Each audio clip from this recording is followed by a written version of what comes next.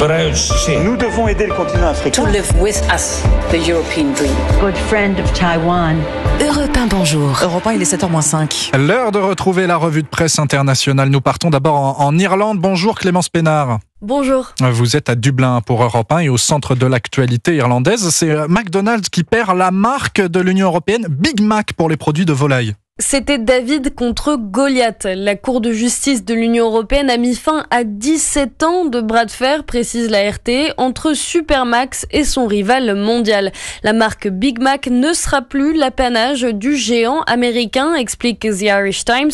Pour Pat McDonough, le directeur général de Supermax, McDonald's avait déposé la marque Big Mac pour étouffer la concurrence.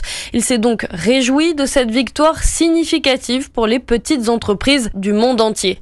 Un signal d'alarme également pour les propriétaires de marques connues. Selon un avocat en propriété intellectuelle cité par The Guardian, ils doivent, comme leurs concurrents plus petits, prouver l'utilisation de leurs marques sous peine de les perdre. Et puis nous sommes ce matin aussi aux États-Unis, à Viva Free, évidemment, outre-Atlantique. Les 80 ans du débarquement font la une avec un angle précis. Ce sont les vétérans qui sont mis en avant par les médias américains pour commémorer le débarquement.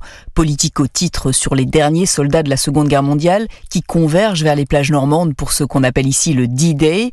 AP décrit l'accueil réservé à ces centenaires par les enfants français qui ont inscrit sur une banderole « À nos héros éternels, merci ». Le New York Times, très sombre, rappelle que ce sera sans doute le dernier grand rassemblement pour ces hommes et s'interroge, quand ils ne seront plus là, comment se souviendra-t-on de leur sacrifice ?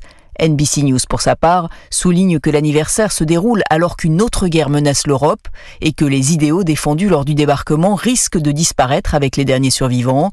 Le risque qui pèse sur la démocratie, ce sera sans doute le thème de l'allocution que prononcera Joe Biden à la pointe du hoc, rapporte le Washington Post, un discours qui aura probablement, selon le quotidien, un parfum de campagne électorale. Merci à Viva Free et merci à nos correspondants. C'était votre revue de presse internationale sur Europe 1.